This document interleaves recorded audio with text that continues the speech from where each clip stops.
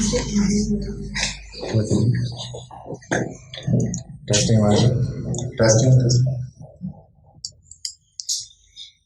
We're live, yes.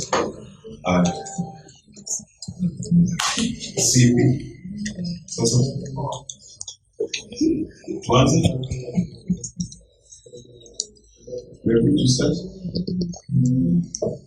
Everybody. So Genesis 8:21. 22. Okay. When the earth remains, seed time and harvest, cold and heat, summer and winter, day and night shall not cease. Okay. Now what does that mean?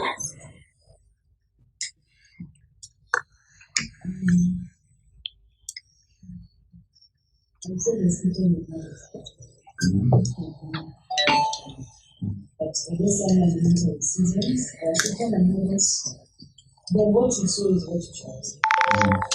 So that what you become the present, kindness, whatever. Okay. So basically what you're saying is what I do. So if I give you a bottle of water, that is a seed.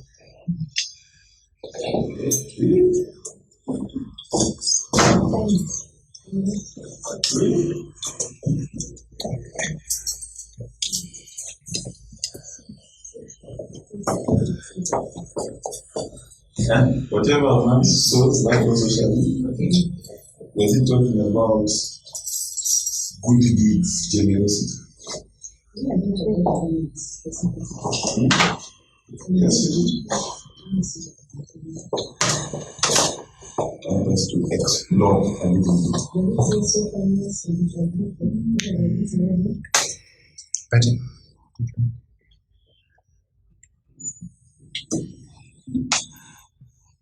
So what is not much?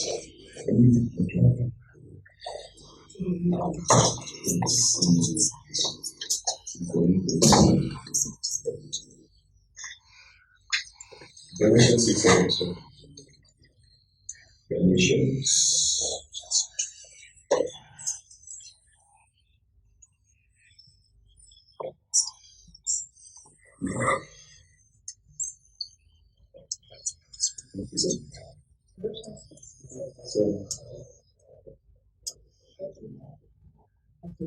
Galatians 6:7.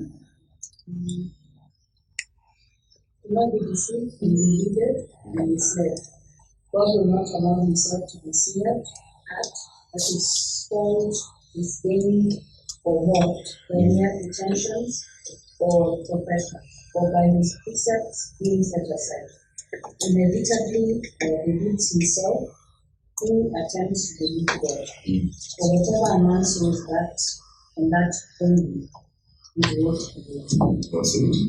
For he who sows to his own flesh, that is the lower nature of sensuality, from the flesh reaps decay and ruin and destruction. But he who sows to the Spirit will from the Spirit receive. So what is it to sow in the flesh? Sow in the spirit.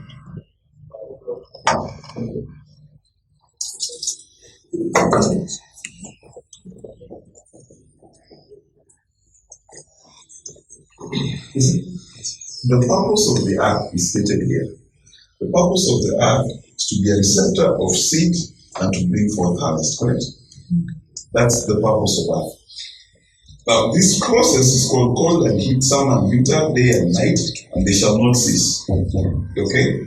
So seed time and harvest is the core purpose. How we know it's a core purpose is because cold and heat, right, affect your seed, correct? Summer and winter affect your seed, correct? And day and night affect your seed, right?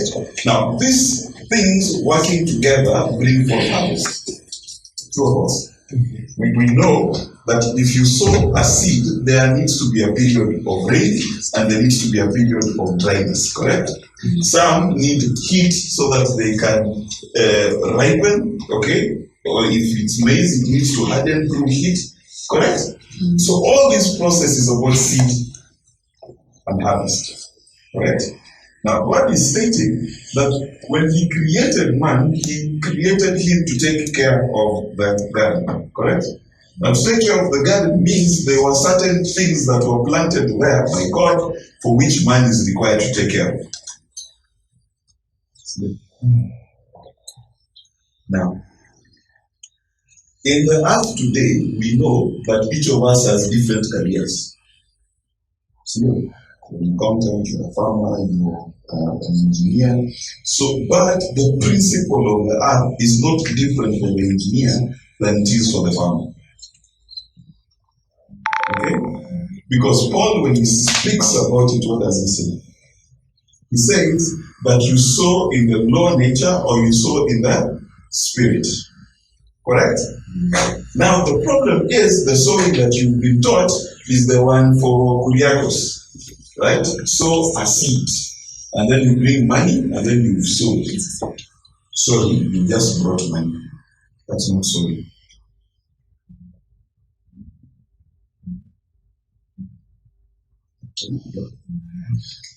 Part of the biggest reason why people fail on the earth is they do not understand this principle. It is a kingdom principle. You see, in the world, you don't need to sow. The world is a net user. You get it? Right? The world, we chill, we go extract oil. Which one of us helped in the production of oil? No one. We extract it, we use it, right? You get gold, you extract, you use it, right? You get people, you extract, you use them. So that's how the world works. Now, in the kingdom works by a system called seed and harvest. Okay? How do we know this? Okay? We know very well. How many parables do we have concerning seeds? Kingdom of God is like a mustard seed, right? The kingdom of God is like a man who went around sowing, right? The kingdom of God is like a man who planted a seed, and day and night the seed grew, and then when the fruit was ready, he went to harvest. That's how the kingdom is like. Serious. So, as far as the kingdom is concerned, you are all seed experts.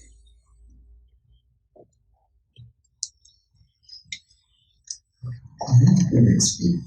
If the kingdom of God says it is like a man who went around sowing seed, okay, then it tells you if you are a member of the kingdom, you must be like that story, correct?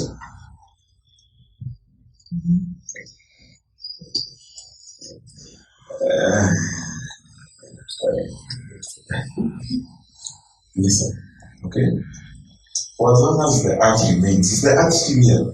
Are you on earth? Okay? It is programmed to respond to seed and harvest. Still. Now, you are on earth, and God has put you on earth to guard his creation, correct? Which means, like Adam, he's put you on earth to tend the garden, to produce fruit. I am the vine, you are the branches. My Father is the vine dresser. He comes and checks to see if you produce fruit. Again, harvest. Simple. Says the Son of Man, all right, when he comes with the angels, okay, they will cast a sickle into the earth and they will harvest, correct? All right. So let's ask, what is your seed? What is your harvest?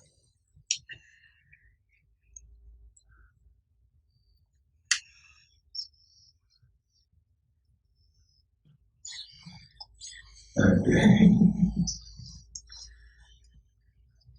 Doing the same thing.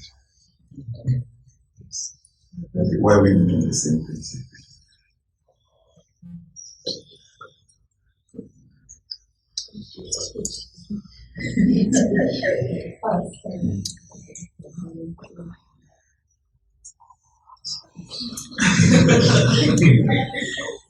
The parable of the sower, what goes to illustrate the state of our heart? No. It says the soil is the state of your heart. But the state of your heart then should tell you that your heart is supposed to be what? able to receive seed and produce fruit. Because all of the hearts that do not produce fruit are called bad soil.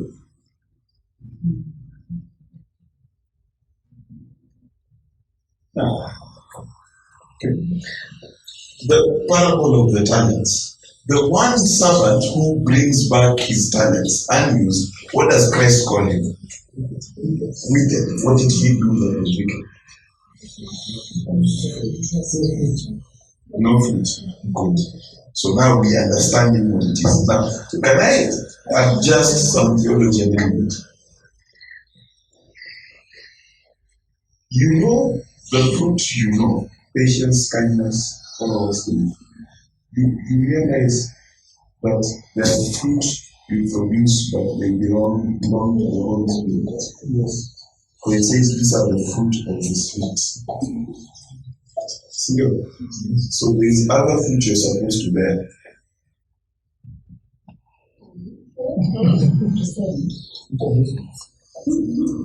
Okay. To produce patience, okay, the Holy Spirit works in you and He's the one who produces. But there is fruit you are supposed to produce. Question. Patience for what? Kindness to whom?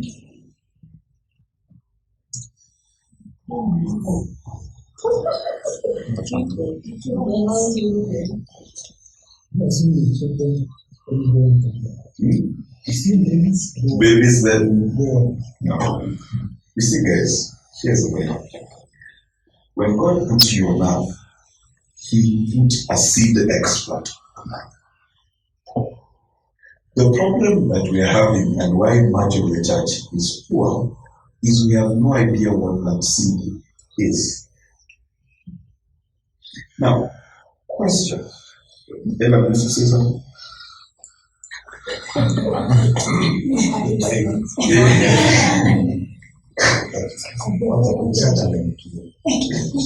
Listen, let's go slowly.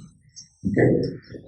What I'm trying to show you, through all these journeys we are taking through Genesis, is I'm trying to show you that there is a way to live in the tree of life, and there is a way to live in the world. Okay? Now I'm trying to show you that all you are very expert in is the tree of the knowledge of good and evil in the world. Okay? That's all you know. Because you've been born again, I am sure, from everyone I'm looking at for more than a year, correct? Right? And you can speak English.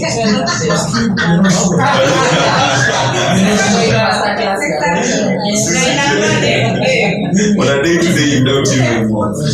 Okay, so let's think about it. What is seed? Thank you. That's what I wanted to say. Yes. So the seed we receive is the word of God. Serious? Okay. So you receive the word of God and you're supposed to take it and turn it into what? Turn it into a tree and then into fruit. That's the purpose of man. When it says to obey God and do His commands, okay, you need to understand this is my theology, okay, my separation, my not theology, it's the Bible theology. This is my English. There is command and commandment. Commandment is thou shalt not. Okay, you shall not steal, you shall not what. Then there is command. Command is you shall go into Canaan and you shall take the land. That's a command. Okay? It is not for everybody. It is not every person in Egypt who was supposed to go into Canaan. Alright? So the command was specific to a person. Correct? So the whole duty of man is to love God and to obey His. Therefore, in your life, those commands are called seeds.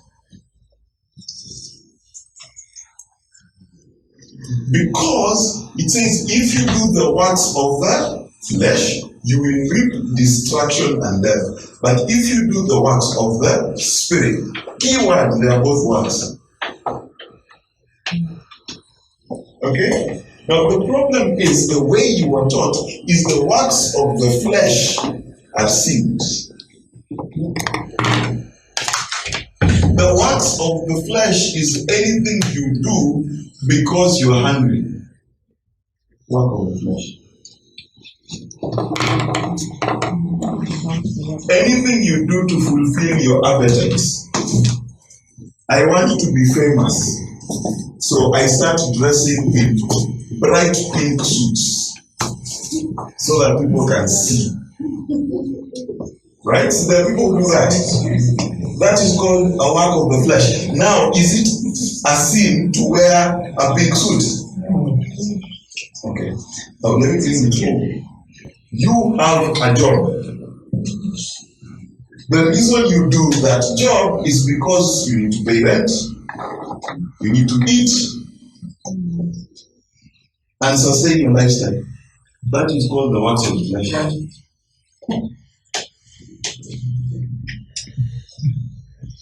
Are you still at Galatians 6:8? Because I want us to read it again. Right?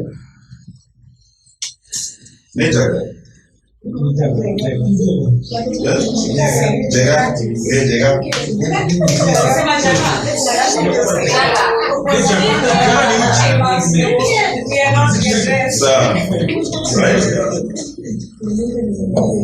For he who sows to, listen, who sows to his own,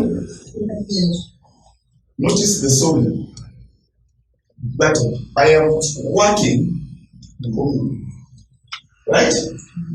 Shall reap decay, ruin, and but he who sows to the Spirit, not the English, to the Spirit, not through that. Notice it's not through the Spirit, it's to. Which means what you are doing is to the Spirit. Listen, verse 9. Let me read it again. So we understand this sowing and reaping, and I show you what it is to sow in the Spirit and to reap in the Spirit. Read verse 9. Let us not lose heart. Woman of baby. And let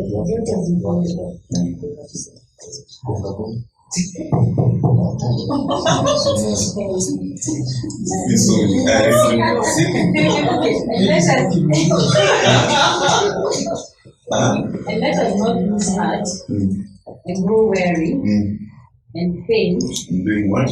in acting nobly and doing right. Yes. So in due time and at the appointed season we shall reap, if we do not loosen and relax our courage and faith. So he's just shown you sowing and he's told you there is reaping.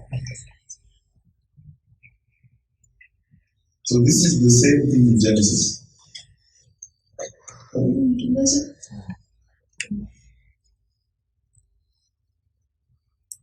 Verse 10.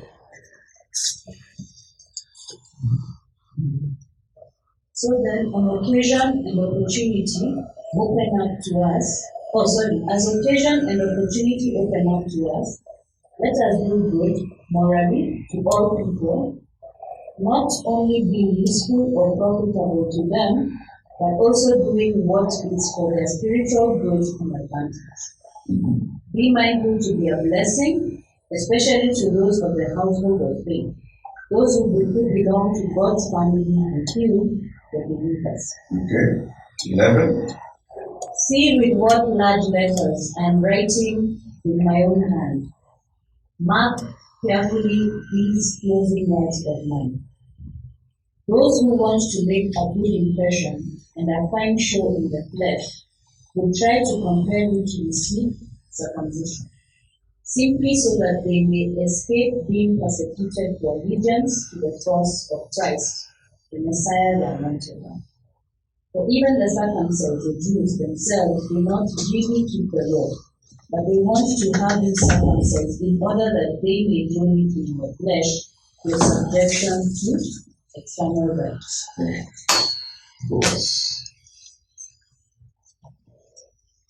So what is so important?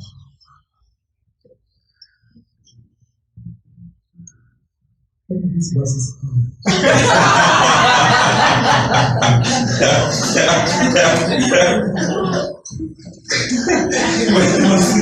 You've not seen them. It's actually big.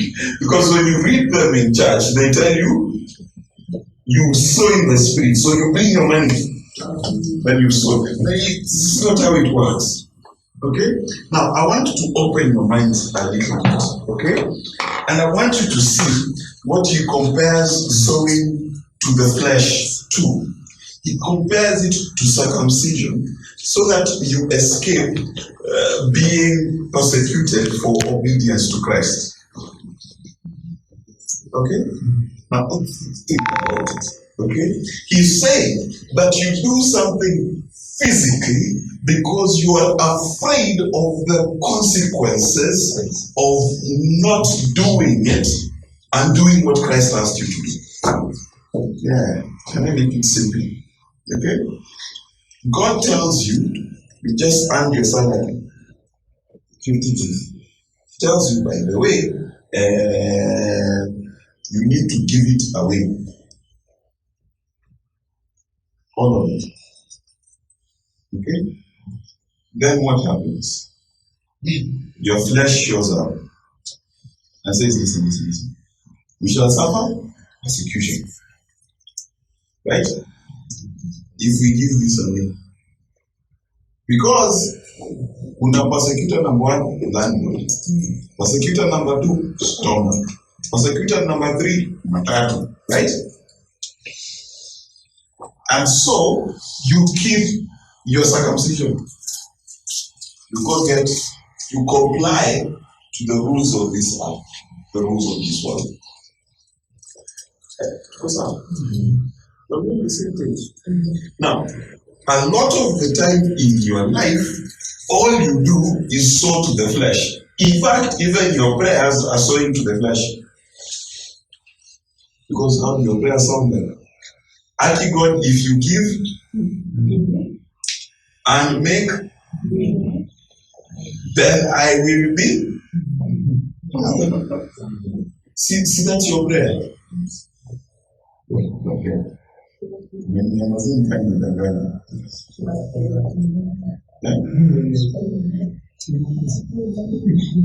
See, that's most of your prayer.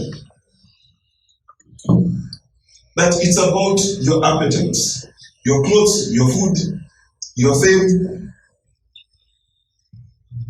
I like when Christians are found. They have a very interesting statement. God will not allow his name to be shamed. Because you, when you are hungry, God is shamed. You know that? When you think God's reputation is staked with yours. So atakuja ukipata unasafa, anacheka Mungu wako.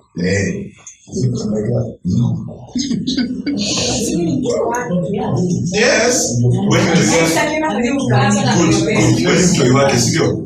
I agree fully. You are God's child. And he called you the same way he called Jesus. And sent you the same way he sent Jesus. And you had no problem Jesus dying naked on the cross. Jesus understood why he was there.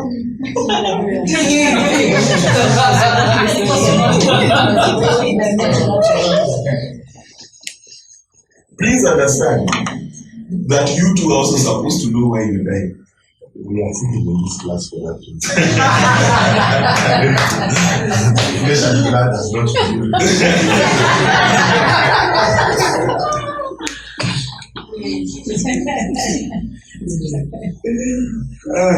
Thank you, Justin.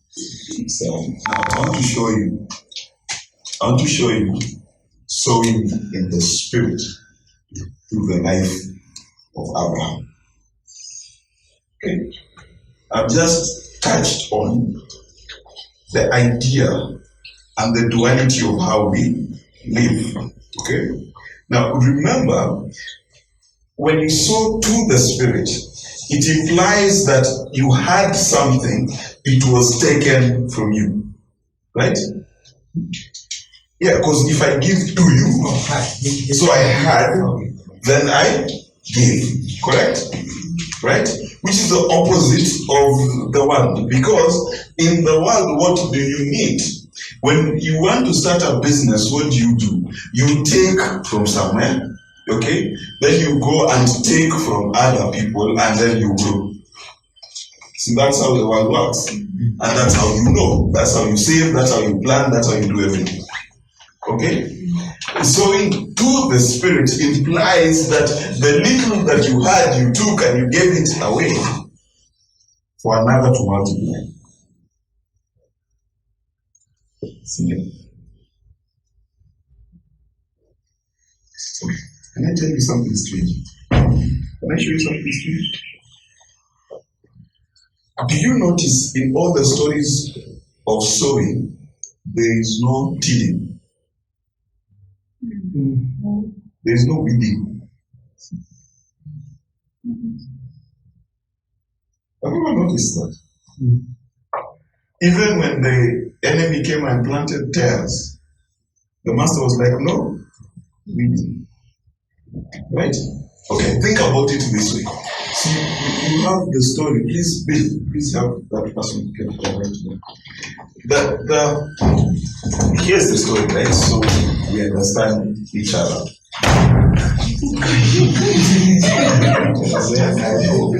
So here's the story. Okay? Remember the soils, okay? There was the soil that was rocky soil. Okay?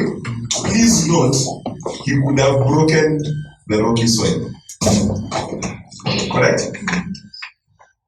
Yeah. The one that fell in the thorns and thistles. Why did the farmer go and cut down the thorns and thistles?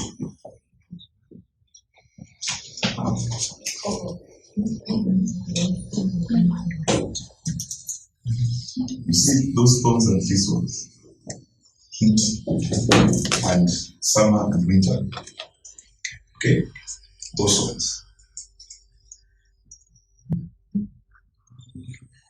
are necessary.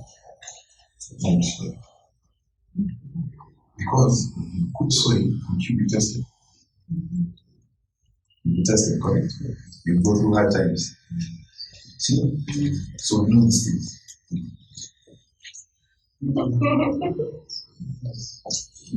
Yeah, I like the scripture in Mark 4. Kingdom of God is like a man who planted a seed and went to sleep. And then the earth working by its own strength, day and night. In fact, let's read that scripture. I think it's in Mark 4. It's Mark 4. Around 16. To go. Mariko. Kingdom of God is like a man who planted a seed. I want to show you something.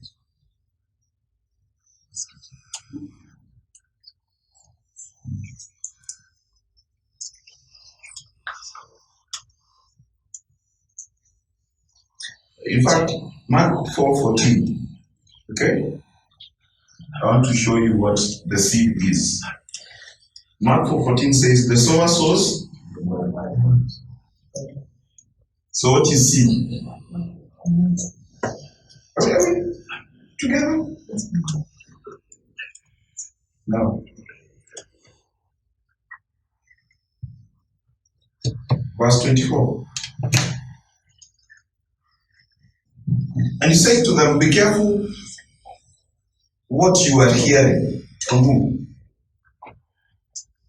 Be careful what you are hearing. He's talking to the disciples. So he's saying he's hearing from whom? From God.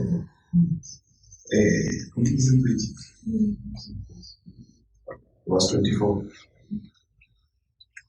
We say to them, be careful what you are. The measure of thought and study you give to the truth you hear will be the measure of virtue and knowledge that comes back to you, and more besides will be given to you who hear.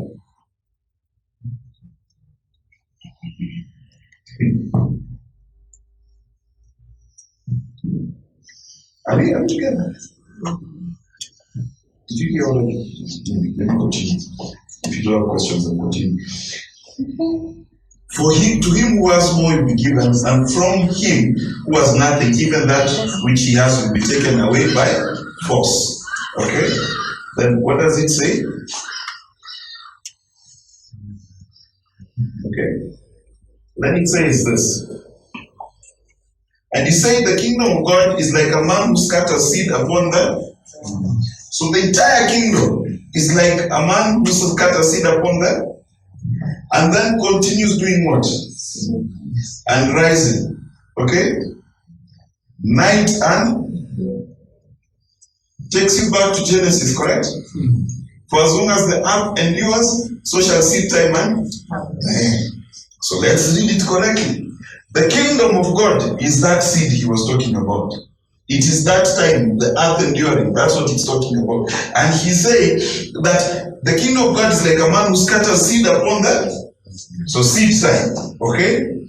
And then continues sleeping and rising. Night and day. So again, still that scripture. Now you need to know what night and day is. Because it says, night is coming when no one can work. So day is here. I must do my father's work. Are we together? So day is not saying it's not. This is not night. This night is not the night we're talking about. Are we together? Yes. So I mean, not to preach in my heads.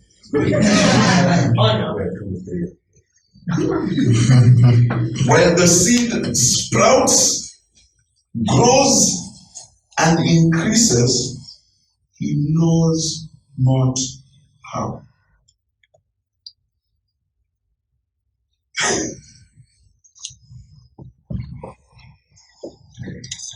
Problem is you know how. The earth does what? Produces. Acting by itself.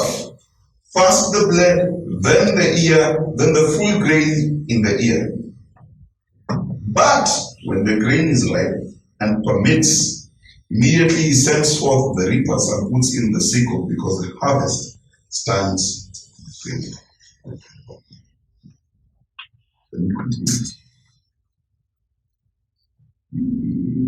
The earth that is referring to, is it soil in farmer? Mike, please.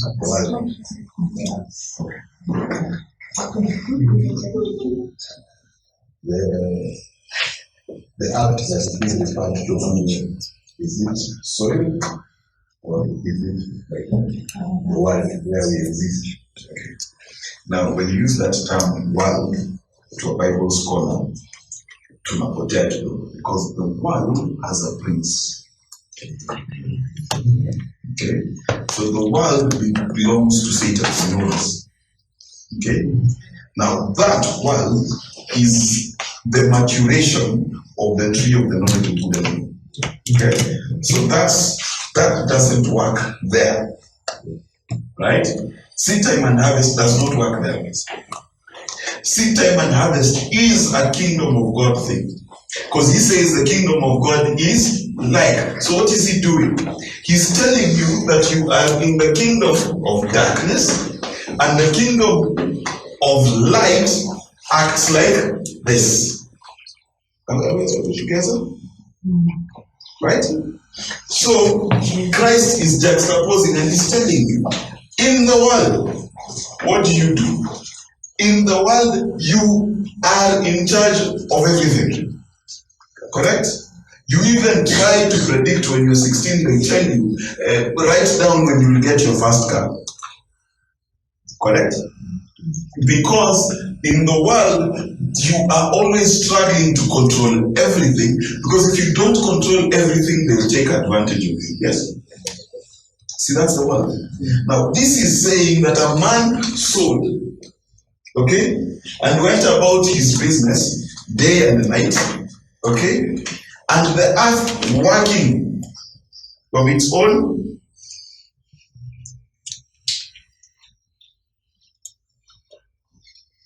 acting by itself. Produce first the blade, then the ear, then the full grain in the ear.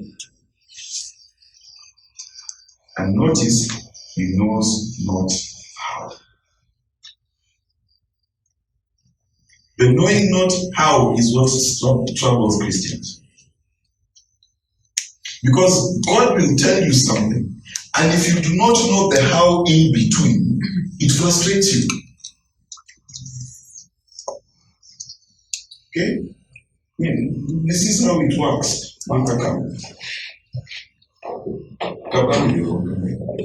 Okay? This is how you know things are supposed to work. Hi, Maka. I would really like you to call New York for me. Okay? So I'm going to give you airtime. Okay, we just send you airtime. So I'm going to airtime. And then please call New York, right? That's how it makes sense to you, right? But what does God really do most of the time? Like, give me your phone. Call New York. So that's what usually seems to happen. Now, can I prove it to you? Because Jesus says, come linger. Right? Okay? So let's assume their phones are their wallets. Okay? Jesus is like, guys, we need to go on a trip. You know, we need to go on a trip. We need to go preach the gospel. Right? Now, the first thing we must do to go preach the gospel is give me your wallets. Does that make sense to you? Then they go, right? And without their wallets, because Jesus took them. Again, you don't read this in the Bible? It's there, right? And you thought Jesus has changed, he doesn't send you in a car. See, Jesus is the same yesterday, today, and forever. He sends you like this. So he takes your wallet, then he tells you go. So they go, right? And then they come back. What's the first thing he asks? Did you knock? They say no. We focus on the demons and the things like that. We miss the question, did you knock?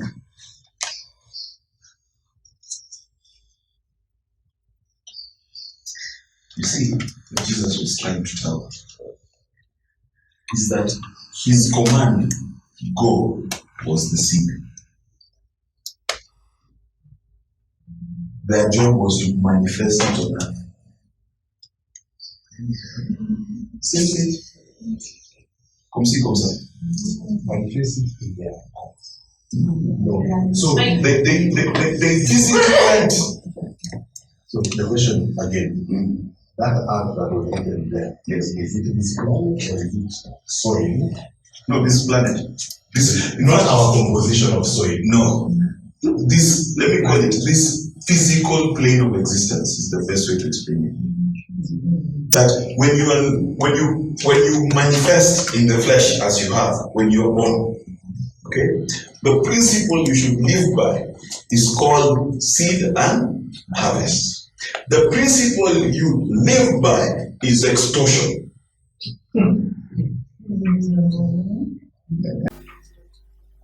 Yeah, guess it. Let me ask you a question, right? For you to earn a salary, what do you do? And what you mostly try and do is work as little as you can for as much money as possible. No, that's what you're trying to do. Just because it doesn't work does not mean it's not what you're trying to do. Yes. Working smart, not hard. The book of Assumptions, chapter. Listen, let's be clear that even when you're setting up business, this is how you think about it. You're like, I have water. How much money is in Shanja's pocket? And how many Shanjas are there, right? So you produce water to take from his. So that's what you know. That's what you know. That's business. It's identifying a need. Yeah, because you can make water to make sure Kina Shanja never miss water. And if Shanja has money, that's how you justify. You see, let's look at fallen is Babylon the Great, right? What does it do? It goes through all the list of spices, gold, merchandise, moving goods and services across the world, all the way down to the souls of men, yes? That this is how Babylon trades. Now, when you look at that list, what is trade to you? The trade, how to live is by the world. So even when people come and thank God, they say, look how much worldly business I have done. And look at my Pajero, thank God. Correct? Okay, let me go to Abraham. Can we go to Abraham? I show you a few things that even for me, I didn't know were there. Are we together? Genesis.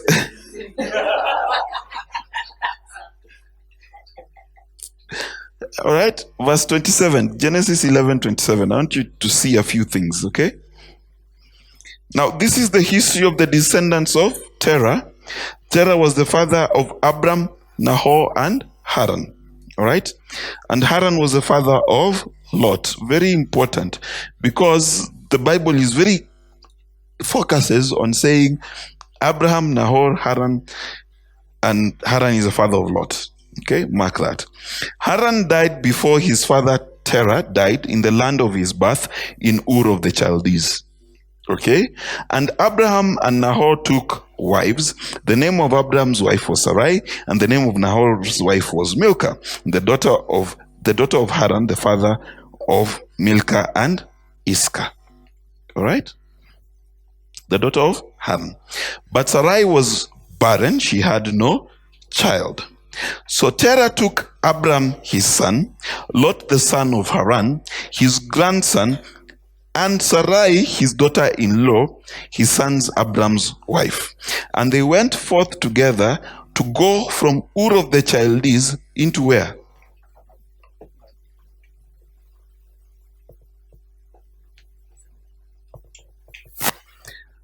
Abraham's father had it in his mind to go to.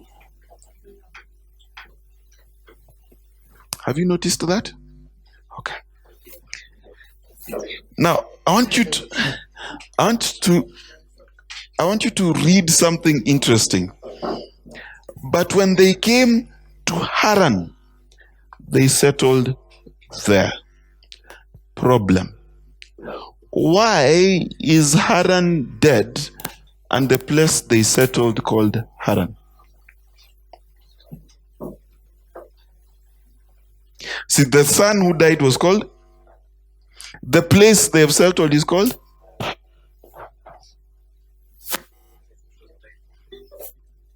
And Terah died in Haran. Nataka ni poetic justice. Okay. So what does Haran mean? See, Oliver, you know how to do this.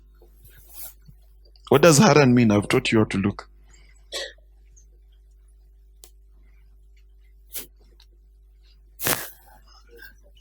Haran means mountain.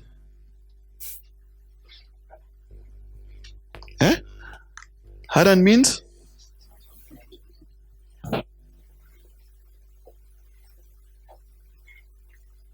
So think about it.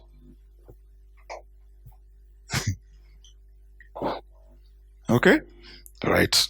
So, high place. Correct? So the high place kills.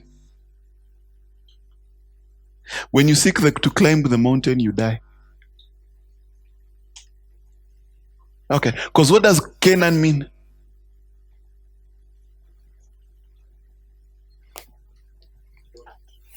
Canaan means lowland. So you, in your journey you've been going, Abraham's journey is going. When the father climbed, he died. Just wait. No, you see, this is an analogy. It is not. Analogies don't work everywhere. Are we together? Guys, I want us to think. The mountain, Haran, okay, right? Climbing the mountain of men, succeeding in the scales of men is called death. Because Paul writes and he says this: if you sow in the flesh, you will die, correct?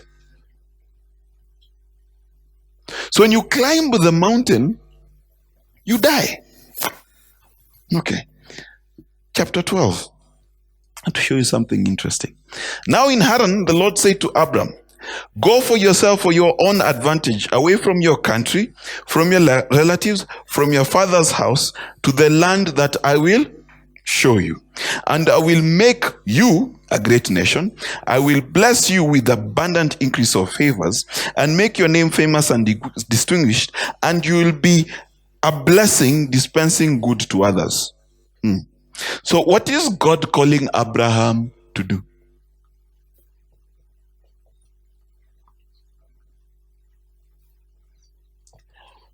God took Abraham out of Haran so that he could have children.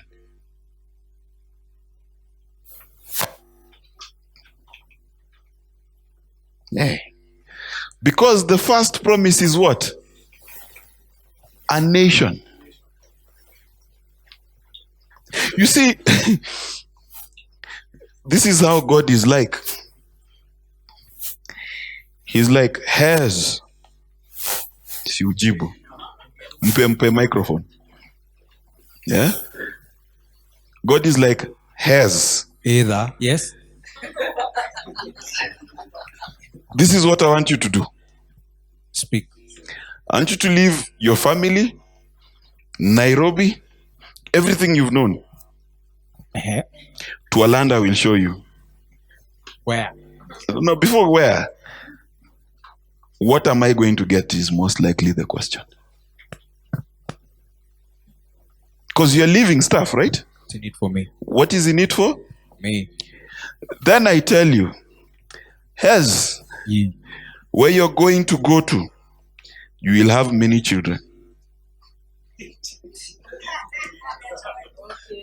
Kwani siwezi pata watu ni mali niko? First, can't you have children where you are? Good question. Sindio? No, you know, people read this thing and they think it's yes. And then I'll make you into a great nation, right? Now, and I will bless you and make your name famous. Now let's look at this blessing, okay? Verse 5, I want to show you that the blessing you think here is not a blessing that he was talking about. Abraham took Sarai his wife and Lot his brother's son and all that they had and the servants that they had acquired in, and they went forth to go to the land of question. So he has property and he has servants. So what is this blessing he's going to look for? In other words, where he's gotten to in life, he's amassed. Correct? He has stuff. So why is he living? Because those promises are three: a nation, a blessing, and blessing others. Blessing and great name, and blessing others, right? Okay. So let's go back. You are in Haran, on top of the mountain, correct? Right? You've made it. You don't have one servant, you've got servants, right? You are promised a nation. Okay? Is it something you can keep? Is a nation something that is yours? Okay. Then it says, I will make you a blessing to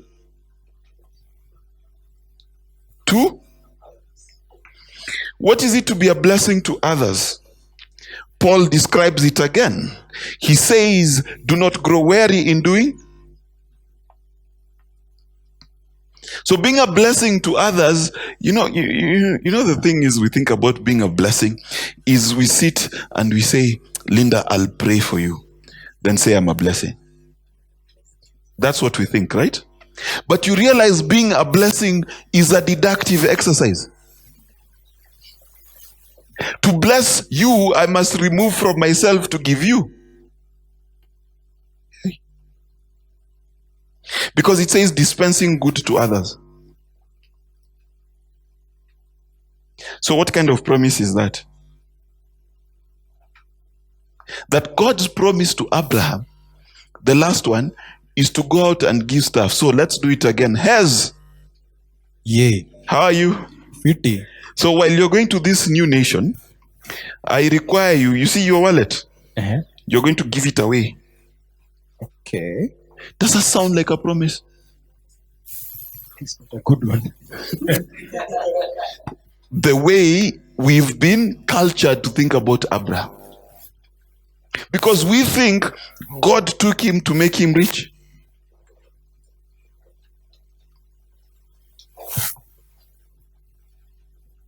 Okay. Yes. But where is he getting the stuff to give? Isn't that part of the whole formula? That he is increased so that he can actually. But you see, here's the thing, okay? Remember, each of us, when we are born, we have stuff. Everyone here has stuff. Because no one is naked here. No, even chokoras have stuff. Because what happens on the street, he will go beg, he'll be given a packet of chips. That's something.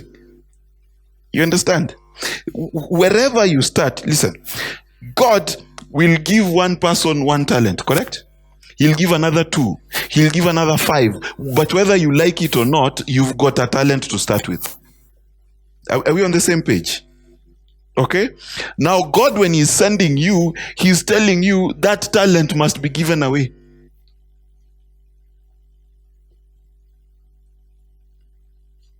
Okay. The guy with the one talent, correct? What did the master ask him? Why didn't you give my talent to the bankers? Correct? Meaning that the talent in the kingdom is meant to be given, not used. Because when you use it, this is how you use it. You see, using is this. I have water, 100 bob. So I've used my water, right? Giving is... Because the principle of the kingdom is what? The kingdom is like a man who went around sowing seed, scattering. The kingdom scatters, does not choose. Was the sower blind? You when you are sowing, which one of you throws seed to rocky ground? Or which one goes and looks at a bush where there is no light and goes like, I'll plant here? So the kingdom is not like that. It gives liberally. Sijui tunaelewana? Tuko sawa? Now listen. I will bless those who bless you, who confer prosperity or happiness upon you, and curse him who curses you, who uses insolent language toward you. In you will all the families and kindred of the earth be, and by you they will bless themselves. Are we together? So Abraham departed as the Lord had directed him, and Lot his nephew went with him. Abraham was 75 years old when he left Haran. When he left there, Abraham took Sarai his wife and Lot his brother's son and all their possessions that they had gathered and their persons, servants that they had acquired in Haran. And they went forth to go to the land of Canaan. When they came to the land of, and to the locality of Shechem. What does Shechem mean? Oliver?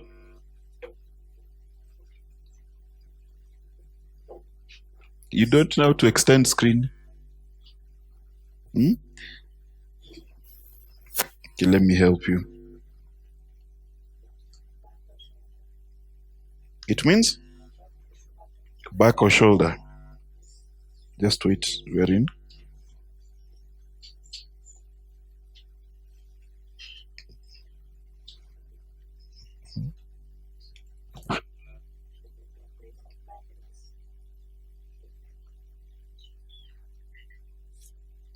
Okay? Okay? It means what? The spur of a hill. Between the shoulders, right? Go down. Okay. Oliver, we need to practice this. Are we together?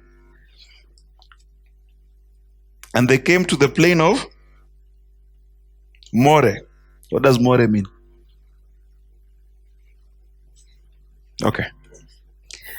They came to a place where there is a back or a shoulder and a who? What does that mean? They took a burden given to them by a teacher. Come to me, all you who? Jesus was a what? Teacher. And he will give you his yoke is and his burden. So when you come out of the mountain, what must you do?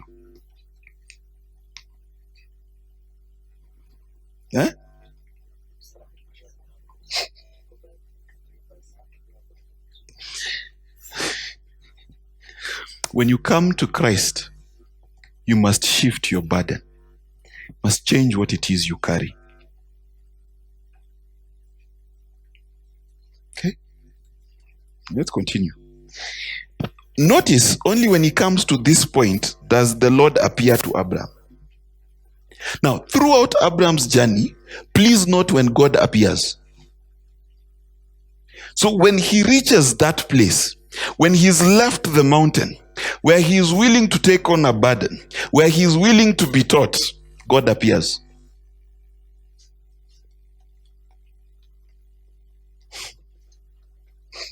Yes. The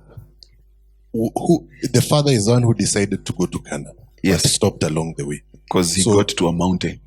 Yeah. Now, I'm trying to understand, by Abraham reaching Canaan, why is it working at Canaan and it was not God's instruction? Now, let's go back and let's look at the story correctly. In the ancient world, no, in fact, even logically, okay, if you want good, fertile soil with lots of rain, do you go up the mountain or down the slope? Now, up the mountain. It rains more in mountains. Yes.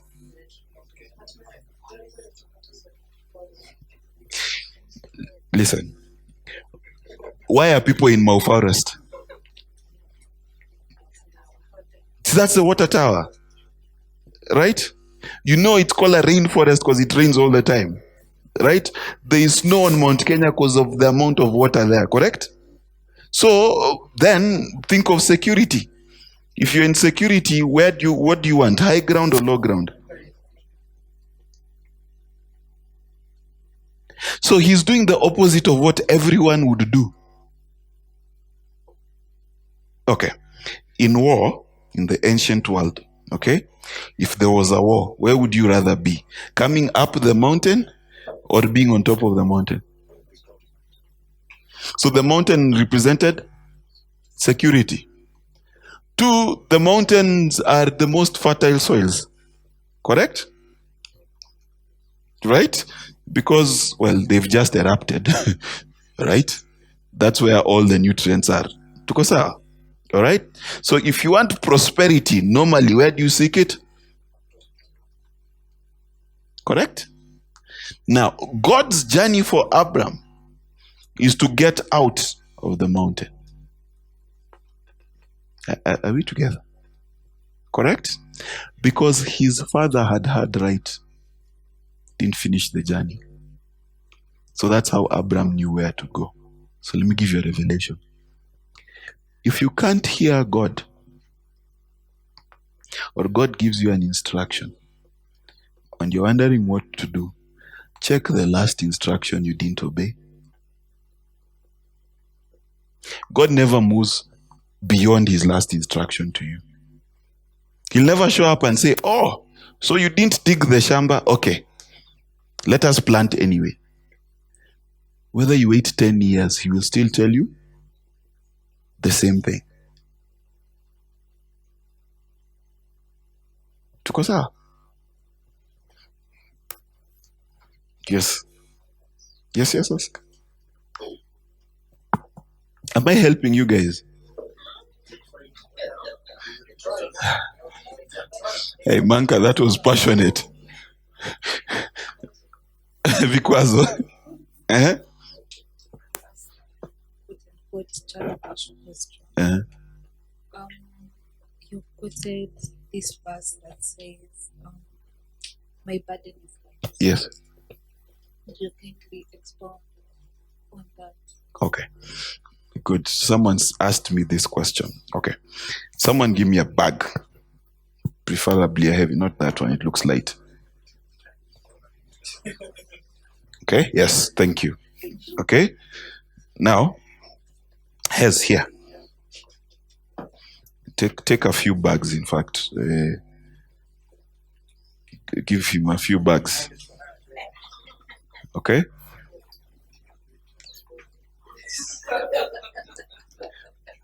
Okay?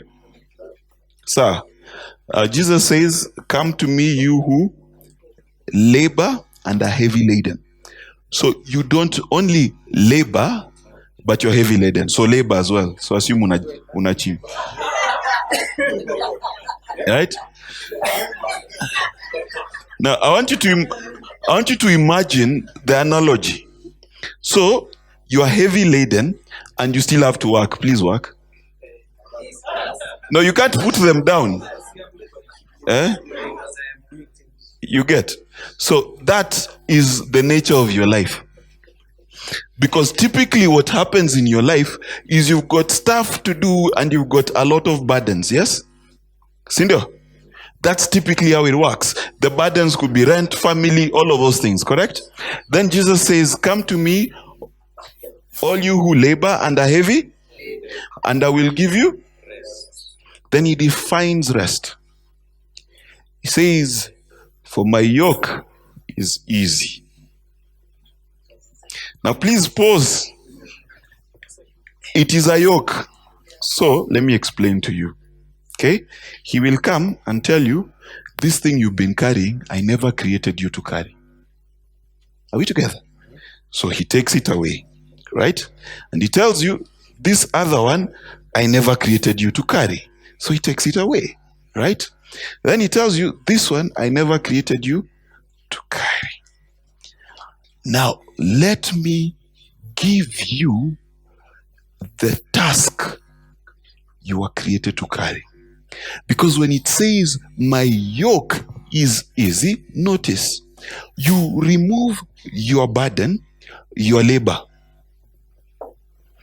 sowing in the flesh, it is taken away. Then you take up whose yoke? His yoke. So in other words, you take up the seed. You understand?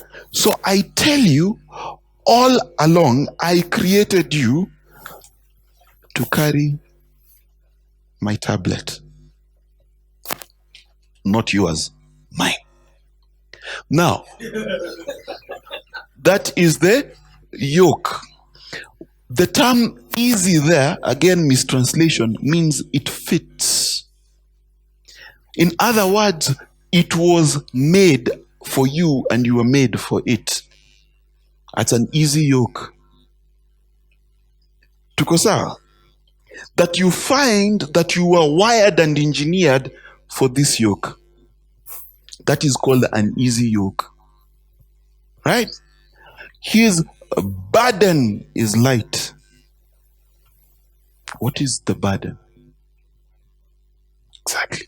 In other words, to make sure this thing that you've been given is a blessing to others. So instead of carrying your burdens, you carry Christ's burden. What is Christ's burden? His brothers, the bride. So what you do now is you have a yoke that fits, and your job is to lessen the burden of Christ, not yours. You get? We're on the same page. And that's the Abraham journey as well. Now the problem is, for as long as, and this is what many Christians do, either you totally ignore this thing, because it makes no sense, and you keep struggling with your bags. Right? Or you are trying to carry this thing and keep your bags. So this is what you're doing. You're trying to serve God, but you've got concerns that are yours. So you're trying to serve God and you're thinking rent, and you're thinking this, and you're thinking this. So when people get into your business, on Yanduvi, and you're like, I need to make money. You trip, fuel litany cost 50 bob, but Z nitakucharge 400. Because you're trying to do the right thing, but you're carrying burdens. Do you understand what it means? And that's what it means to leave the mountain. Are we on the same page? Am I depressing you? Yes? You need homework. You need to carry home. Okay. Let me give that illustration again. Okay? So take your bags as. Okay, let me explain to you what happened. When you were born, you were given instructions. Those instructions were put in one word called success. That success is called the mountain. Right? Correct? Now, what is that mountain? On this side, have a career that is respectful. Correct? On this side, make sure you live in a good neighborhood and pay rent. Okay? On this other side, make sure you are married. Okay? You know, and you see, hapa kuna fame. Make sure hizo likes Instagram ziko on point. Right? Now, those are called your burdens which you carry every day. Right? Now, what do you labor to do? You labor to feed these things. You labor so that you get a promotion. So people wanaweza jua you've made it. Right? You labor to feed your stomach. Right?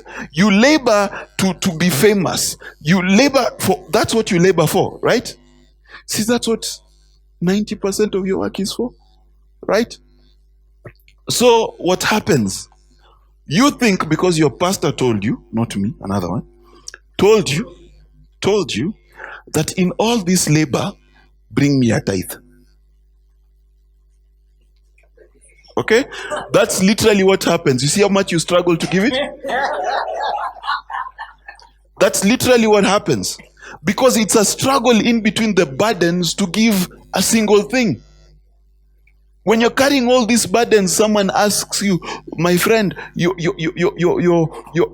wife is about to leave. Your career is falling apart. Then someone tells you, give me one thing in Iraisi. Right? Literally what you look for is the easiest way so that your burdens of things do not overcome you. Yes? That's how you live life. That's how it's been all your life. That's all you know. And that's called the tree of the knowledge of good and evil.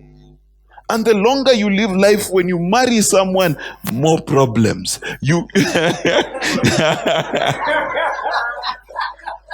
right? You marry someone, more problems. You get a promotion, more problems. Get more money, more whatever you get in this frame is more problems. So Jesus says, come to me, all you who labor and are heavy laden. Now what does he do? I will give you rest. Now what is the rest? The rest is to tell you all these things you've been carrying are not yours to carry. They were never meant for you. Hey, these things are heavy in here. What do you guys carry? Yes.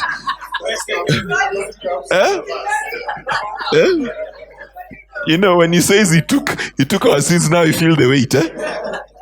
So he takes all that. What do I mean? He takes all that. Notice what he tells Abraham. Tells him, your fame is no longer your job. I will make you famous.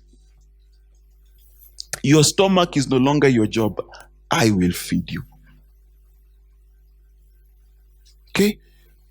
Everything that you've been worrying about, Christ says, do not worry anymore, for your Father knows. In other words, you shift the burden to feed you, to clothe you, to make your name great. All of those things you shift, because God says in 12:2, and I will make. Not you. It's God who will make. I will make. I will make you into a great nation. Right? I will bless you. Right? I will make your name great. Right?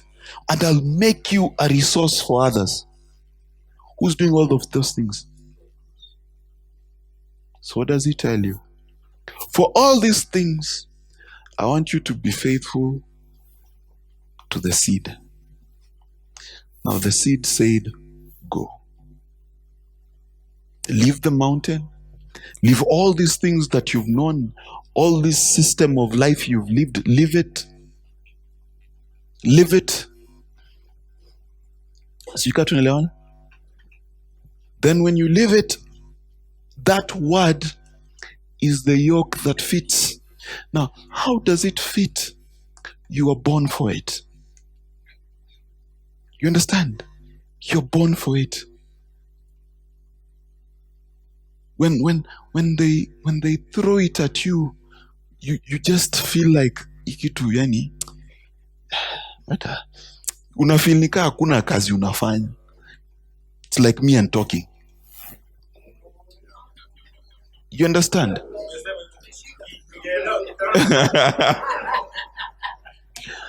You see, so for me, if you give me an opportunity to talk, I won't struggle. You understand? Because that's my yoke. Right? But what is the burden of that yoke? The burden of that yoke is not, oh, I'm going to be famous. International speaker. You know, that's what you want to do with it. Then you go back to your burdens, right? No. You're like, God gave me a gift. Now how can I give it? Because you have to do his burden. So instead of thinking about my stomach, my fame, my reputation, my what, I think about your fame, your reputation, your growth, your whatever. That's the journey down the mountain. That's the journey down. Now let me explain to you how the devil keeps you up the mountain. There are two ways. He gives you lots of mountain opportunities. I'll give you a mountain opportunity. I was given a form by the government for my per diem. Then there's a place there they ask, which county will you be traveling from? Now, if I write Bungoma, that is a few thousand shillings more every sitting allowance. That's a mountain opportunity. It's a very good mountain.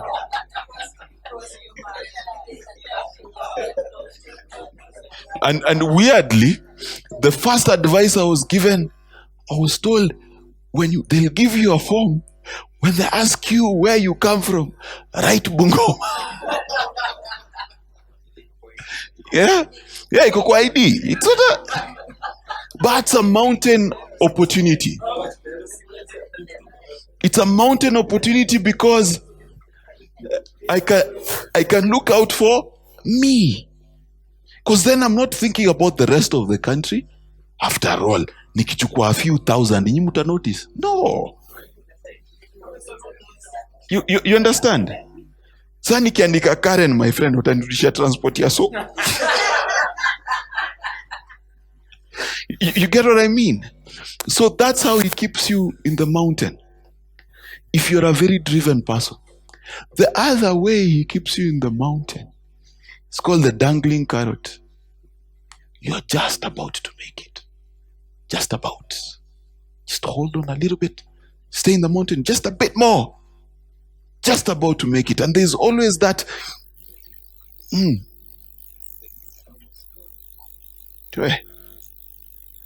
those mountain roundies will keep you busy for years.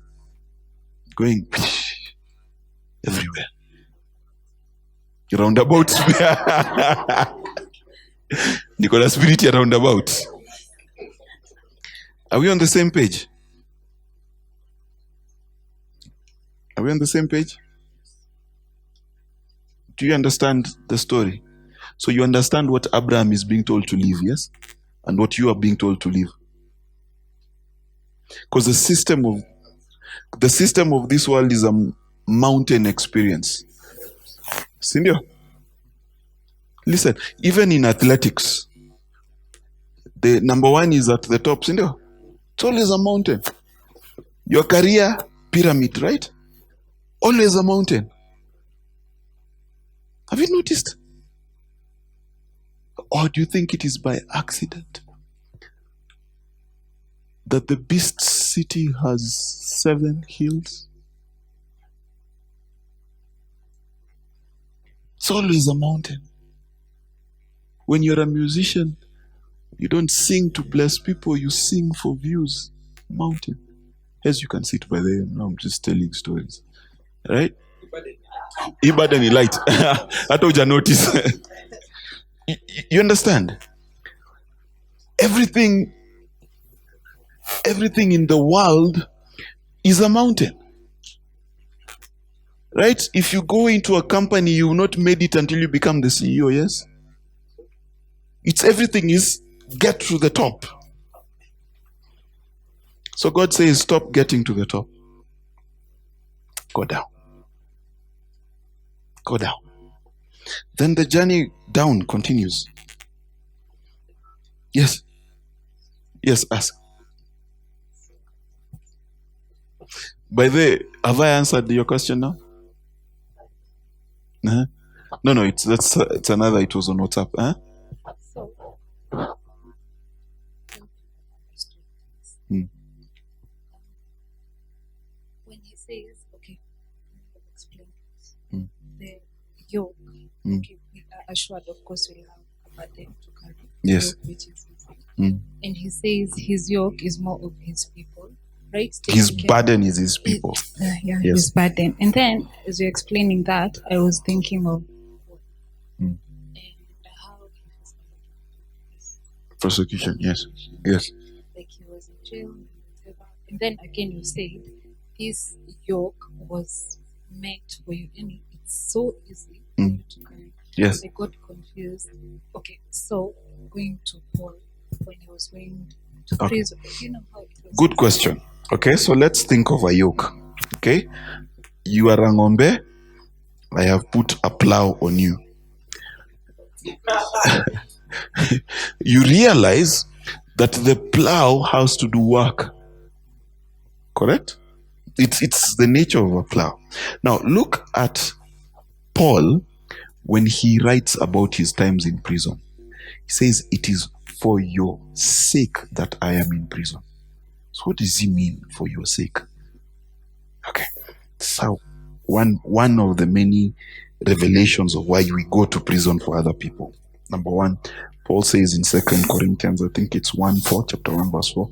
If not that, then 1 Corinthians, he says, we comfort you with the comfort we have received from God. Okay? So in other words, this is how it's supposed to work. Hez is ahead of me. Okay? What is he supposed to do? He's supposed to clear the way for me. So this is how David did it. David kills Goliath, one giant. If you read the story of the valiant men, killing giants became kawaida. If you read that story correctly, David's valiant men did more courageous things than David. There's a guy who stands and kills so many Philistines alone. Guy who takes 5 giants, kills them. Why? The purpose of a father is to make it normal for the son to slay giants. Therefore, the father must be the giant slayer. So let me tell you something interesting. Whenever God calls you to lead people, you will go through mistakes, trials, temptations, all of those things on behalf of other people. Let me put it in perspective. We have a high priest who's familiar with because he was tempted in every. So what is your qualification to be a priest? To be tested in every way. You know, when people say, men are the priest of the house, I'm like, nigga, please. Check. This is not the Aaronic priesthood where you are just born and you're a priest. No. This is the priesthood of Christ, correct? Oh, the Bible puts it like this. When the wolf is coming for the sheep, who meets the wolf? The shepherd. You understand? So it is my job as I stand here to have suffered in advance for you. So that when you land in that poop, I tell you, don't worry, I've been there. Sasa kanyaga left, right. I comfort you with the comfort I have received. Thanks. Now, there is that place for the talents, because you've used that example earlier, where the one who had 10 was given more. Yes. Now, let's explain. Okay. So, read. Yes, it's not. Let me explain to you. Let me explain to you how it works. God puts you through a circumstance called career end. Your career is at an end, correct? Sindio? And then while your career is at an end, you do everything he commanded you. Okay? Then he comes and says, oh, you did everything I asked of you. It's a good and faithful servant. Here is a bunch of other things you can do for me. Because the guy of the talent, he said, what? You've been faithful with 5 talents. Give him a city. Now you see the problem with you when you think of rulership, you think, Cheska, Nini. No. It means now turn that city profitable. Hey. Are we understanding each other? Okay. Let's take it down to the most Nini level I can give you. Okay? In fact, I like what Mora says anyway. I've got so many things. I've got so many things to teach. I have 34 minutes, 30 minutes, so I'm good. Yeah? Wait, just wait. What was I explaining? Yes, so talents. So let me explain. When God gives you an assignment, okay, he tells you, Jane, sweetie, okay, and he says, cook for class, okay, and you say, Yes. now let me tell you how God checks. Okay. Number 1, does the quality of food consistently increase? So let me tell you how God checks. Because he says, if you bear fruit, he prunes you to bear more fruit. And this fruit should be excellent fruit, correct? So he's checking to see whether you're improving. 1. Then he's checking whether you're loving. Are you doing it because hawa to a master class wanakuja tu wananiacha nafanya peke yangu, right?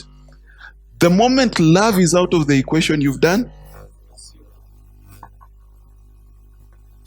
Then lastly, did you do it consistently? Because your fruit must abide. In other words, when God comes to check the tree and he checks for figs off season, right? Because it was not the season for figs. Because it says you must bear fruit in season and out of. So whenever God comes to check for fruit, you better have some fruit.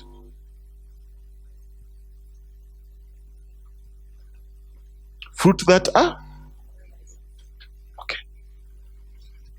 Now, when God comes and checks and says, tick, the next logical step is to tell you what? Good and faithful servant, you've been cooking for 50 people, here's 100. That's how you know God is happy with you. Are we on the same page?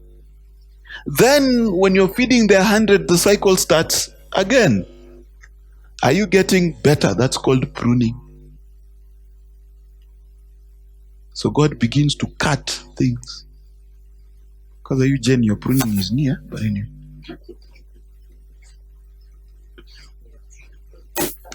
You get so that you may bear more fruit.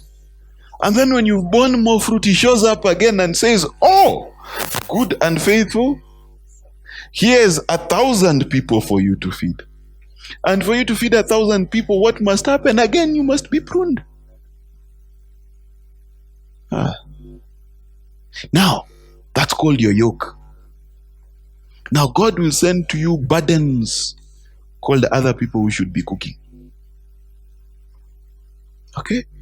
Now, your job is to make sure you have learned the mistakes, the troubles that are there, so that they can conquer faster and can conquer more.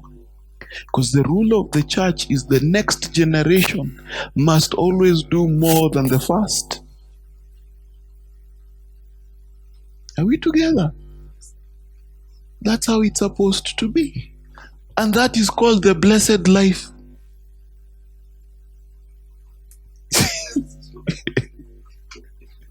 That is called the blessed life.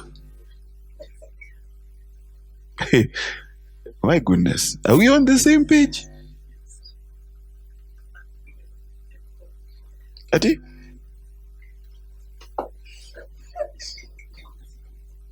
Tusalimiane kwa hewa. Hakuna mtu anataka kunisalamia kwa hewa. Let me tell you, yani, me, I'll never be a famous preacher. Hizi someone zangu, yani, it's not working. Your burden sinner. So, are we together?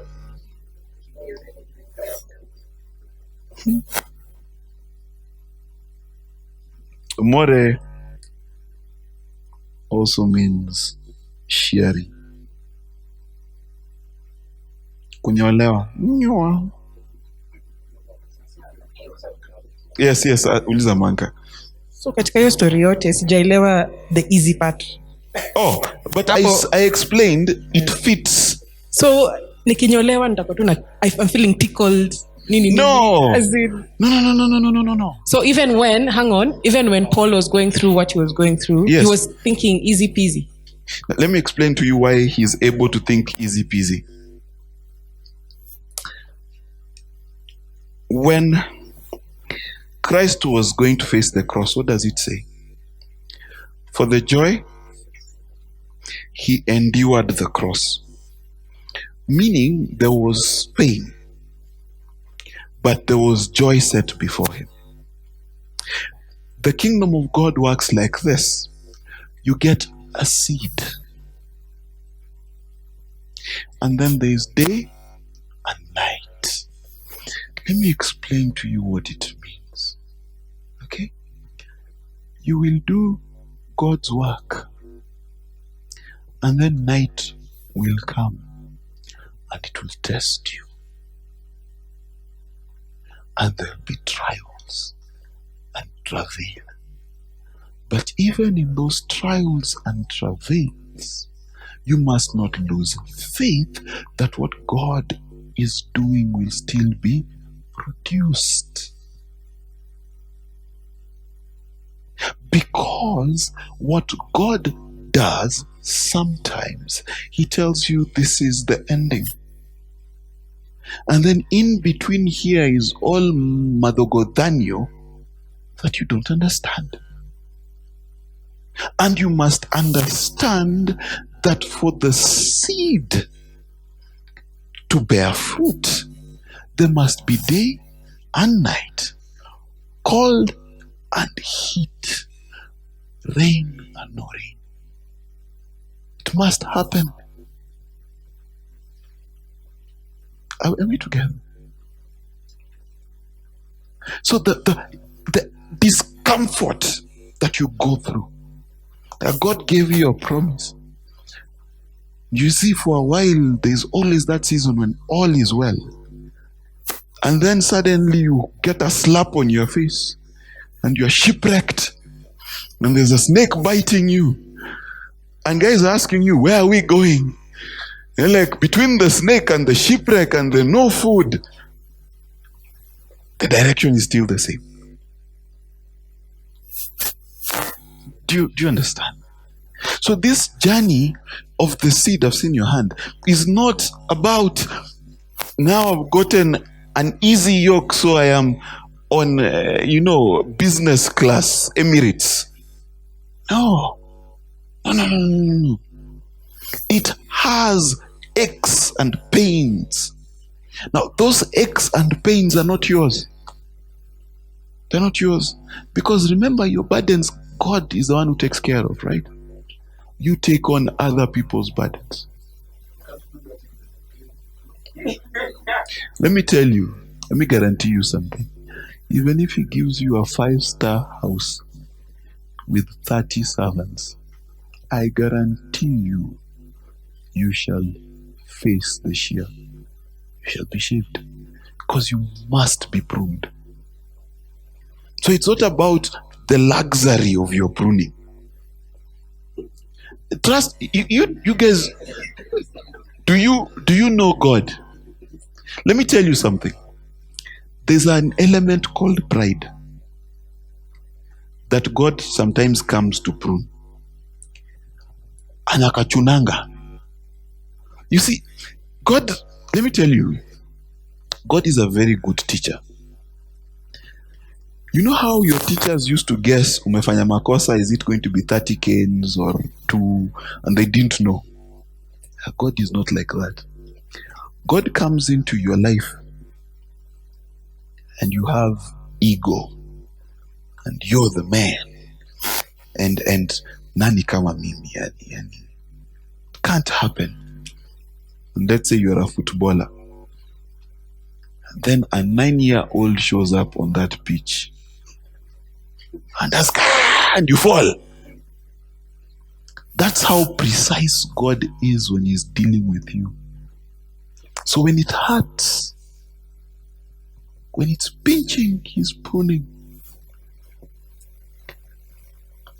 When it's painful, he's pruning. When it doesn't make sense, when you say, I thought I would never be here. Me, Mark. I thought this would never happen to me. How me? That's when you know he's pruning. And he has a funny habit. He prunes quietly. You just feel the pinches. Like, ouch, ouch. And he's removing things that you don't need so that you can bear fruit. So easy means it was meant for you. It does not mean it's not painful. It means the pain you go through, he planned for you to go through it all along, including your mistakes.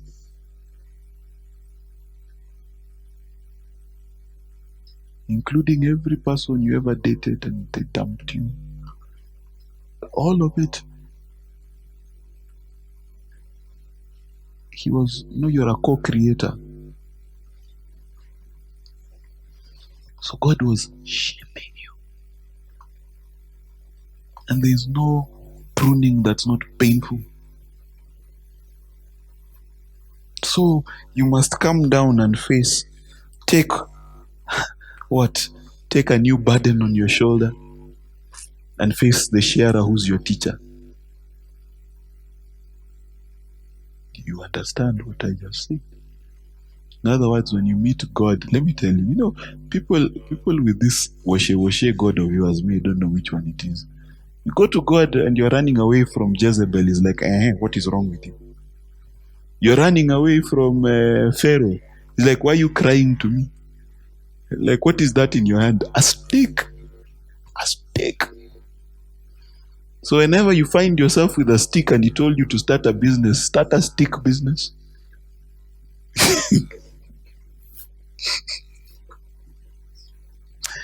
Tuko sawa? So where does God show up? When you're willing to take on a burden you didn't want. This is not what I signed up for. Are we together? And you're willing to be taught. So what must you do? Take on a burden that's completely optional. Can I explain something to you? For most of you, when you go through hard things, they surprised you. Malaria, oh Lord, what are you testing in me? Lord, I got fired. Lord, let me tell you what true maturity is. When you leave the mountain voluntarily. When you pick the burden voluntarily. That's where you're supposed to be at. See, Paul is a strange guy. He gets imprisoned. And he's in prison. And we sing the song, Paulo na Sila waliomba, Paulo na Sila waliomba, milango ya gereza ikafunguka. Now, pause. Let's rewind the story. What Paul and Silas were doing were praising God. They were not begging God. Very important difference. When the gates of the prison opened, they did not leave. They didn't go anywhere. When the prisoner came to check, he found every prisoner there. So you imagine, you have the power of God, you're like 30 prisoners, then the gates open. See, that will be your summer. Mimi niliwaambia mimi ni mtu wa Mungu. Niliwaambia Mungu wetu atatokelezea, atatufungulia milango imefunguka, na kuambia ndugu zangu, dada zangu, tutembee na Yesu, tuondoke hapa. Na naomba nyote mpe Yesu roho zenyu, right? Was that his someone?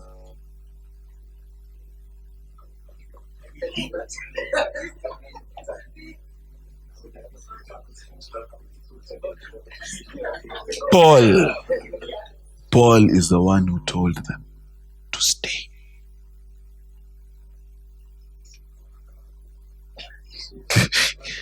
Now, let's go further.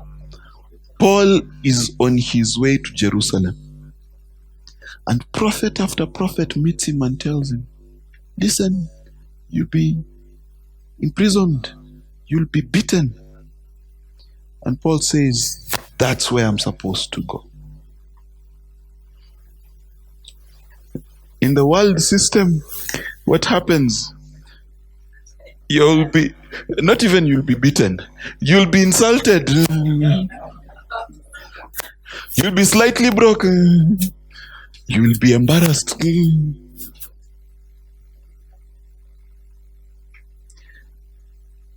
Accurate suffering for God is when you had an option and you chose to suffer. It's when you have a way out, a simple way out, and you choose the most loving way. That is a mature son. Isaiah says it like this: the fast that I have chosen is that you will forego your food so that someone else may eat. In other words, you had the food. You had it, it was yours. You gave to someone else. That's how we're supposed to live. That's supposed to be the norm. Not the exception, the norm. Now, let me get you out of debt and all this nonsense. It's very easy. Stop toiling for bread.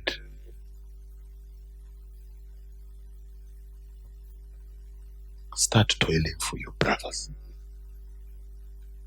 That's a shift, very simple shift. Now, how does it work, Mark?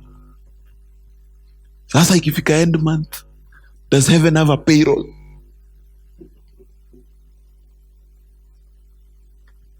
I'll tell you what the Bible says. You will never know how. You'll never know how. Because if you look at my life and you try my how, it will not work for you. Your how is different.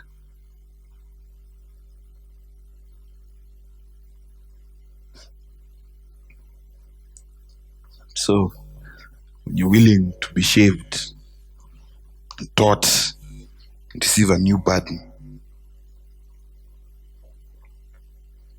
the Lord will appear to you and He will say, I'll give this land to your posterity. So Abraham built an altar there to the Lord who had appeared to him. My question, how is it good news when God comes to Betty and says, Betty, see these Chanel shoes? I'll give them to your daughter.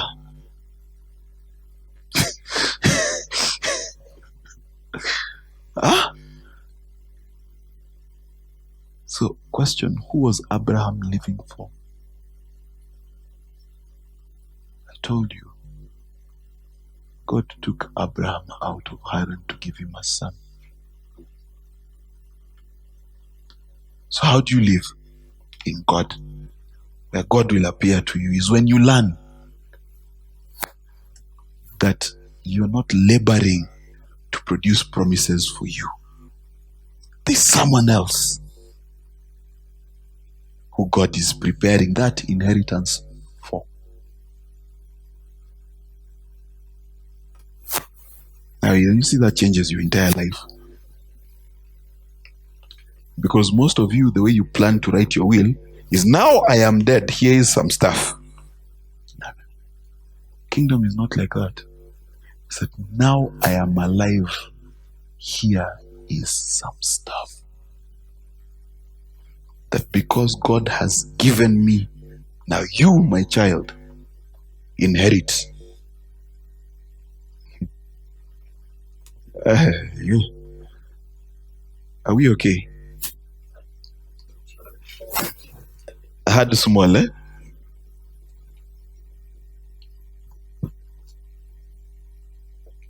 So Abraham lands.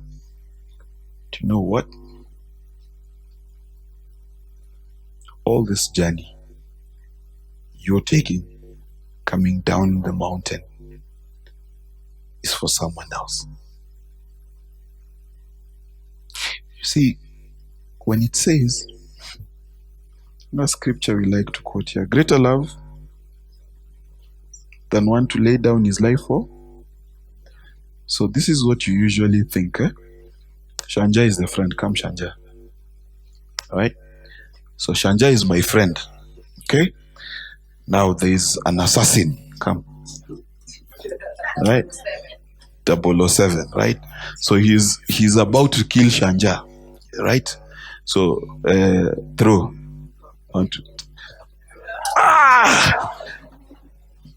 Now I am a loving friend, right? I've laid down my life. That's what you think. It's a very erroneous thing, because that speaks of an instance. It speaks of a moment, and that's what you usually do. But what you usually do is you're busy living your own life, okay? Then someone doesn't have money, yeah, and they're about to sleep hungry, then throw the hunger thing. You show up, bah! Right? So that's what you usually do. No. Correct laying down your life is this: that he found you. Thanks. He found you bleeding and dying on the Jericho road. He came, he gave you first aid, took you to the inn, paid the innkeeper's fee, until such a time as you and him would walk the same. So what is it to give your life? It means I look at his, and I have a car, he doesn't have a car. I have a house, he doesn't have a house. So what is it to give my life? Poverty has struck him on the Jericho road. And what do we usually do? We pass by his. Tukimba tunaenda Zayuni, enda Zayuni, enda Zayuni. Right? That's what we usually do. Correct? Because when you came into this environment, you did not notice the one who's been poor, downtrodden, beaten. You don't know. You don't know. But you came like the Pharisee and the priest who passed by, going where? To worship God. Enter Zion. Right? But your role was to look at this one who's been robbed and say, I'm going to labor until you can drive like me, until you can live like me. The sun coming down the mountain. So do not grow weary in doing to others. Why? Because you must constantly give. And what are you giving? Information. Maybe he has a mentality you need to change. Not in fact, maybe, definitely.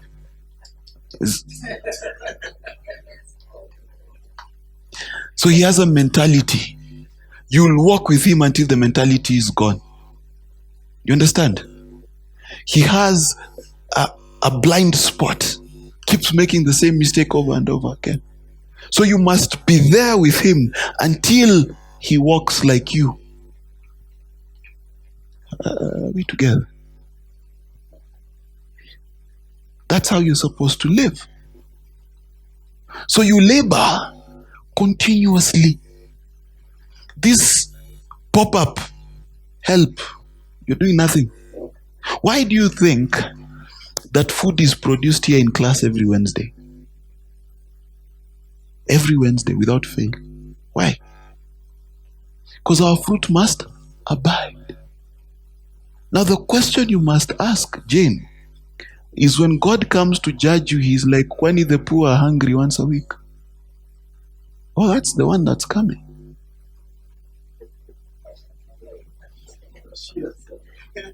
Do you understand? Because when he comes and says, good and faithful servant, you fed him once a week, what's the logical step? How does he eat every day? Eh? You see, you can be very proud you fed them once. Very congratulations.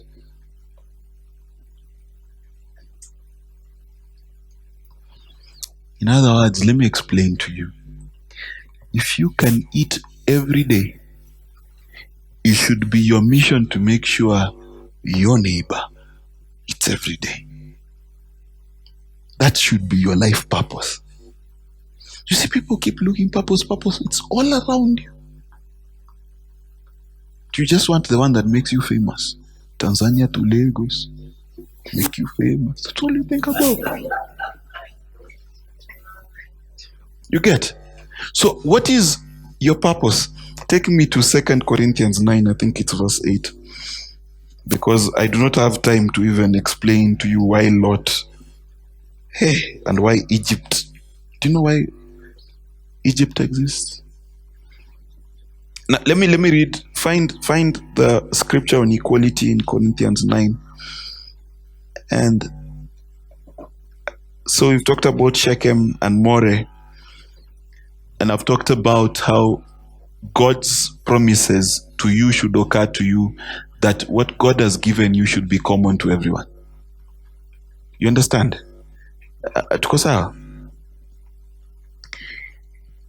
Then from there he pulled up his tent pegs and he departed to the mountain on the east of Bethel and pitched his tent, with Bethel on the west and Ai on the east.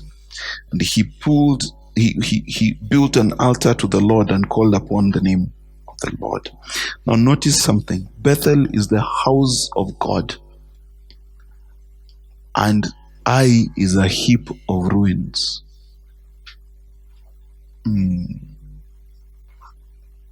So where should you stay? Where your only option is God. Where your only source is God. Where all your trust is God. Bethel means house of God. Beth-El. Beth is house, El is God. Right? And please notice, it continues to say, verse 9, And Abram journeyed on, still going south. In other words, he was going lower and lower. Verse 10, there was a famine in the land. Which land? The one God had promised him, yes? Yeah. And then he tells him, the Bible says God doesn't tell him. And Abraham went down. He's still going down, right? Into Egypt to live temporarily. I'm out of time, Jesus. Egypt is translated Mizraim. But if you look at the root word, it means captivity, prison. Okay? Now, I want to show you something.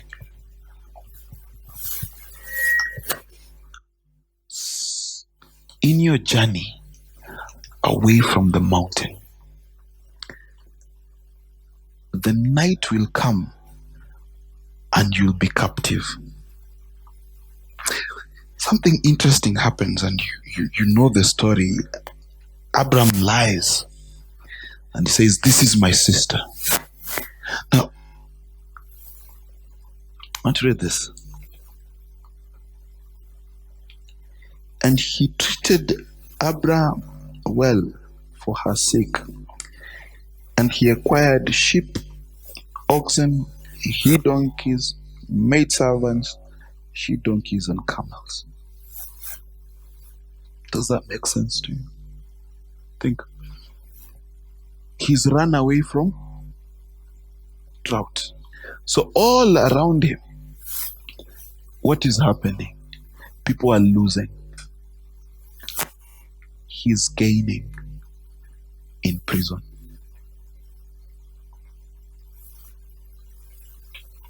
And yet he's gaining when he's lied. Telling you that this is not about sinlessness or sinfulness. You see, when God comes to check Jane's cooking, you will not check, so while you were cooking, how many times did you sin? No. He will check how many times did you cook. Do you understand the difference? So people are always on, oh my goodness, that preacher, he stole money. Wrong question. How many times did he preach is the only question God will ask him. And when you are thinking God is about to curse him, the beggar is getting sheep and donkeys and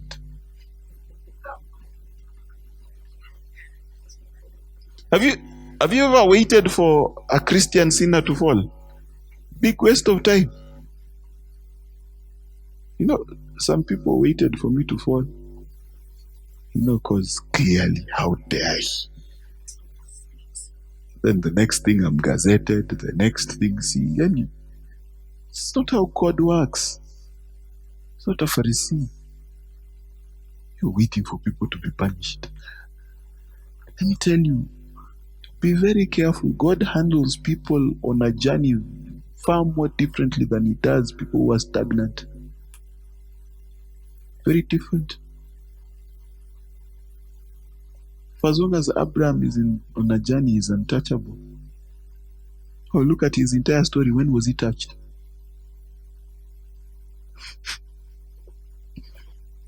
I'm not saying you should go lie. I'm just saying that you're all sinners. You understand? You get? So, now let's continue. Pharaoh gets plagues and Abraham is sent back. A few things you need to understand. Droughts are meant to grow you. They're meant to teach you a fundamental lesson that your source is not you. Are we together? Your source is not you. So it says, do not grow weary. Now, did you find Corinthians? I want to finish there. Next week we will go to Genesis 13. Okay? It's 8. Umenda 12, 13. I want to just show you something. It's 2 Corinthians, yes? 8. Corinto. I want to show you how God required that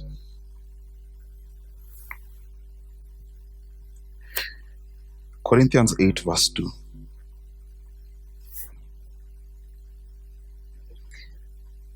Okay, let me start from verse 1. We want to tell you, Father, brethren, about the grace, the favor and spiritual blessing of God which has been evident in the churches of Macedonia, rousing in them the desire to give alms.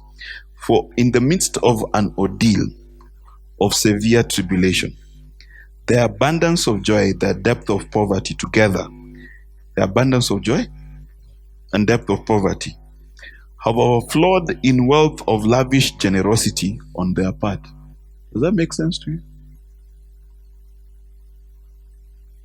So they're in deep trouble and they have joy, and together they've become generous. Usually if we were writing about you, you would say in the midst of some light problems and you are still depressed, you were not generous at all. For as I can bear witness, according to their ability, yes, and beyond their ability, they did it voluntarily, begging us most insistently for the favor and the fellowship of contributing in the ministration, the relief and support of the saints in Jerusalem. Okay? Nor was this gift of theirs merely the contribution that we expected, but first they gave themselves to the Lord and to us as his agents by the will of God. I want to skip that. So much so that we have urged Titus that as he began it, he should also complete this beneficent and gracious contribution among you, the church at Corinth. Now, as you abound and excel and are at the front of everything, in faith, in expressing yourselves, in knowledge, in all zeal, and in your love for us, all right, see to it that you come to the front now and abound and excel in gracious work of giving alms also. I give this not as an order, but to prove by pointing out the zeal of others, the sincerity of your own love also. If you're becoming progressively acquainted with and recognizing more strongly and clearly the grace of our Lord Jesus Christ, in that though he was so very rich, yet for your sakes he became so very poor. You understand how leadership works, right? That consistently you should be living below your means because you gave, not because you're saving. A different story. In other words, you could be living in a better house, eating better food, but for the sake of others, you've become poor. In order that by his poverty you might become enriched. It is then my counsel and my opinion in this matter that I give you when I say it is profitable and fitting for you now to complete the enterprise which more than a year ago you not only began but were the first to wish to do anything. So over a year of contributions, about contributions for the relief of the saints at Jerusalem. So now finish doing it. Finish doing it. That your enthusiastic readiness in desiring it may be equaled by your completion of it according to your ability and means. For if the eager readiness to give is there, then it is acceptable and welcomed in proportion to what a person has, not according to what he does not have. For it is not intended that other people be eased and relieved of their responsibility and you be burdened and suffer unfairly. To have equality, to have share and share alike, your surplus of a necessity at the present time to meet their want and to equalize the difference created by it, so that at some other time their surplus in time may be given to supply your want, thus there may be equality. For it is written, he who gathered much had nothing over, he who gathered little did not lack. Do you understand? This body does not work because we don't live like this. You don't live like this.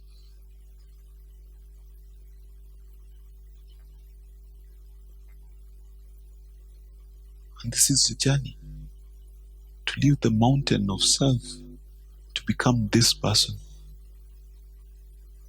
That you're looking for equality, not help. Because that's what many churches do. You know, you are poor, they decide the poor you'll always have among you, so you give some money to the poor. No. Our journey is to make sure at some point we are all equal. I could teach this thing for days. Let me stop there. Tuko sawa?